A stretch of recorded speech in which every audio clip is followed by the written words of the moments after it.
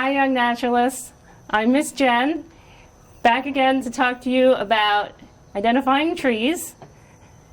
The next week's topic is called Key to ID, and we'll be using dichotomous keys to identify different species of trees. But before you use the keys, you'll have to understand some very important terms first. So I want to go over those terms so they're all on the same page so that when you're going out to use your key, you know exactly what those terms mean. So if you don't understand those, you'll wind up identifying all the trees wrong. We don't want that. All right, so we're going to talk about opposite versus alternate branching and what simple and compound leaves are. Those are the two most important things to understand because they're at the very beginning of your key. All right, so if leaves come off of a branch and don't divide again, we call that simple. If leaves come off of a woody stem and divide into leaflets, that's what we call compound. And we're going to look at some examples in the field too that shows you simple versus compound leaves. But basically you just want to look at the leaf. If it looks like the leaf stem that's attached to the leaves is green, not woody, then those are actually leaflets. You want to look at how it attaches to the woody stem. So if the leaf just comes off the woody stem, that's simple. And if the leaf comes off and divides again, those are what we call leaflets. And so this whole thing we see here is one leaf, and these are leaflets. And that's what we call compound. All right. So those are simple versus compound. Now we're also going to need to understand opposite versus alternate branching. So if the leaves are coming off of the woody stem opposite one another, that's what we call opposite branching. If they're coming off that woody stem alternating from one another, that's alternate branching. And almost all the trees have alternate branching appearance. Okay, so we're going to look at that too. And I'm going to give you a little memory device to remember the few that have opposite branching because there's not many. And that can help you narrow down a tree really quickly, which you'll see in your key. But this is one that confuses students all the time, opposite versus alternate. And it's especially important to understand when you're looking at a compound leaf, because often people will look at a compound leaf and say, oh, that's opposite, but it's not. You have to look at where it's attaching to the stem. So if the leaf on this side was opposite of it, then it would be opposite branching. But most of the time, they're alternating. Okay, so we need to really very closely understand the difference between opposite and alternate branching and simple versus compound leaves. All right, so we'll take a few more examples of that looking at trees.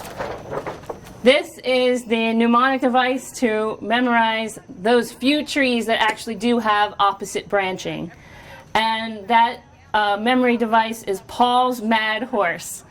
It's pretty easy to remember. Paul stands for Paulonia, which is an Asian tree with very large heart-shaped leaves. We don't have it at Smithville, but we have it at some of our other parks. So Paul stands for Paulonia.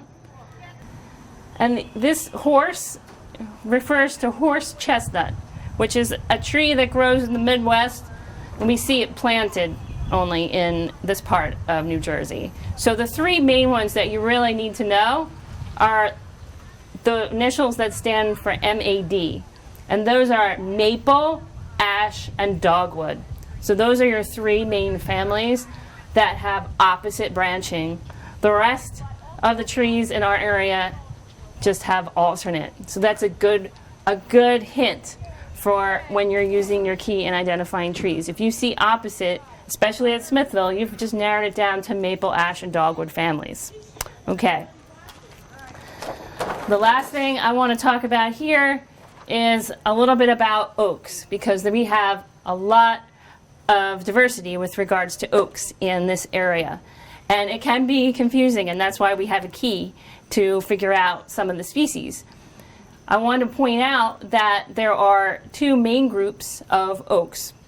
We call the red oak group and the white oak group. And the red oak group are those that have pointed lobes, meaning sharp points on the edges of their leaves, not rounded. And those include the red oak, the pin oak, and the black oak, which are very common in this area. And they share similar characteristics, not only in their leaves, but also with their acorns and the timing of their seeds and things like that. So it's important to at least figure out the two main groups. The second group is the white oak group, which have smooth, rounded edges to their leaves. And the two most common ones in our area are the white oak and the chestnut oak. And these have oval acorns instead of round acorns like those in the red oak group. And again, this group shares similar characteristics. And then there's the willow oak, which doesn't fit in either category because it doesn't have oak-like leaves. It has oval, narrow leaves that look like willow leaves. So those are our various groups of oaks that we find for the most part in our area and the ones that you'll be figuring out in the field. All right, so look at the edge of the leaves. If it's smooth, we call that either smooth or entire, like this leaf here. If you see little ridges like this would be considered toothed. And this one, the teeth are very close together and tiny. So that was what we would consider finely toothed. That would be considered finely toothed. And then other leaves have teeth that are very large and spread further apart. And that would be considered coarsely toothed. Okay, so I think most of you probably know the difference between coniferous and deciduous, but just in case, coniferous means that they have needles for their leaves, and deciduous means they have broad leaves that they lose in the fall. So what I'm standing next to is clearly a deciduous tree, right? It has broad leaves and these fall off in the autumn. And if you notice what I'm looking at here have 3 points. And if you look closely at a leaf, the spaces that we call between each of these points are known as lobes. Not every leaf is going to have a lobe, right? If it's oval, it doesn't have a lobe. But if it has this kind of shape where there's spaces in between the leaf area, that's what we call lobes. So this particular leaf has lobes right here. These are the spaces in between. So if your key says, are the leaves lobed, that's what this means. It has lobed leaves. Okay, next. If you see this overall shape with the 3 points, that's maple-like, right? That's not oak-like. It's definitely maple-like. If you see 3 main points, this kind of lobe pattern is what we consider maple-like. Okay, the last thing to look at here is how the leaves are attached. Okay, so here we see, okay, the leaf right here is coming off of the woody stem.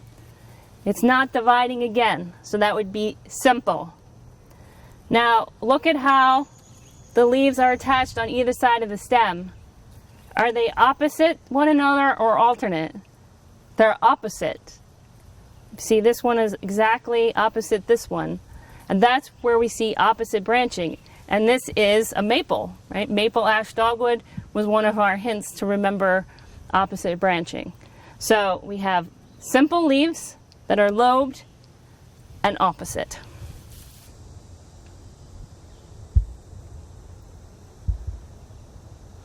And this is an example of a coniferous tree. You could see that it has needles for its leaves. They're not broad, they don't fall off in the autumn, they're evergreen, and they produce cones, which you can see here. They produce cones. Coniferous means cone bearing. So they have cones for their seed pod and they have needles for their leaves. And in this case, this is a pine tree. And pine trees have needles that are rounded, whereas cedars have flattened needles, which you'll also see when you're doing your key. But rounded needles refer to pines, and that's what these are. Okay. The next term I wanted you to know is oak-like. And so some leaves are broad with lots of lobes, and the leaves that you see here are considered oak-like.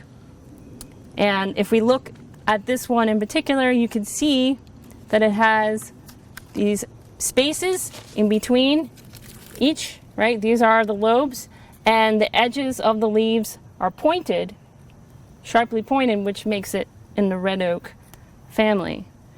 If we look at another oak, we could see the lobes on that. These are also oak-like, but notice how even there's spaces, which we call lobes, but they're not pointed, they're rounded, and these have very shallow lobes, so it almost looks like a wavy edge. And that can be confusing. It might not be an obvious lobed oak-like leaf, and that's why I'm showing it to you ahead of time. So this would be considered oak-like and lobed. So here we're going to look at an example of compound leaves that have alternate branching.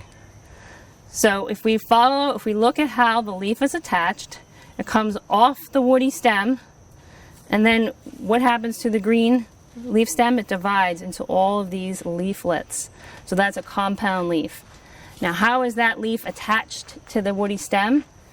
It's alternating on the woody stem. It is not opposite on either sides of the stem. So this is a good example of alternate and compound.